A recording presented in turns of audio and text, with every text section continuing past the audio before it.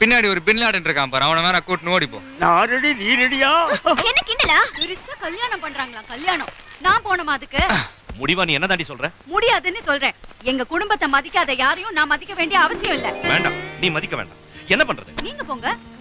எனக்கு எனக்கு முக்கியமான வேலை இருக்குடி. இல்ல நான் போக மாட்டேனா?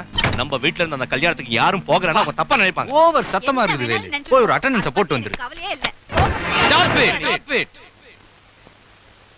அடடடடட. இதுனா பார்லிமென்ட் மாதிரி இப்படி சத்தம்? 4 பேப்பர் எழுதுன்னு திட்டினா மட்டும் பத்தாது. குழந்தைகளை பீஸ்ஃபுல்லா படிக்க விடுங்க. வேலு நீயே சொல்றா, எங்க அம்மா அப்பா 60ஆம் கல்யாணத்துக்கு அவங்க குடும்பத்துல இருந்து யாராவது வந்தாங்களா? வரல. ஏன் அப்பாவே நீ லேட்டா தானே வந்தாரு? இப்ப அவர் தம்பி பொண்ணு கல்யாணமா? அதுக்கு நான் திருச்சிக்கு போணுமா? ஐயா அது எப்படிமா முடியும்? மதியாதார் தலைவாசல் மிதியாதேன்னு அப்பா யாரே சொல்லிருக்காங்கம்மா. டேய் நீ என்ன உங்க அம்மாவுக்கு சப்போர்ட்டா? சப்போர்ட் இல்லப்பா, நியாயத்தை சொல்றேன்.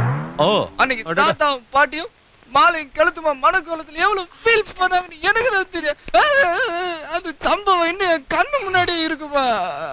என்ன பொறுத்த வரைக்கும் இந்த வீட்ல இருந்து ஒரு ஈ காக்கா கூட அந்த கல்யாணத்துக்கு போக கூடாது. சரி சரி, எதா இருந்தாலும் அமைதியா பேசுங்க. நான் படிக்கணும். நீ போடா தங்கம், போய் படி. என்ன அதனால என்ன இப்போ? எல்லாம் நம்ம அப்பா வாங்கி கொடுத்தது தானே. என்ன பூவி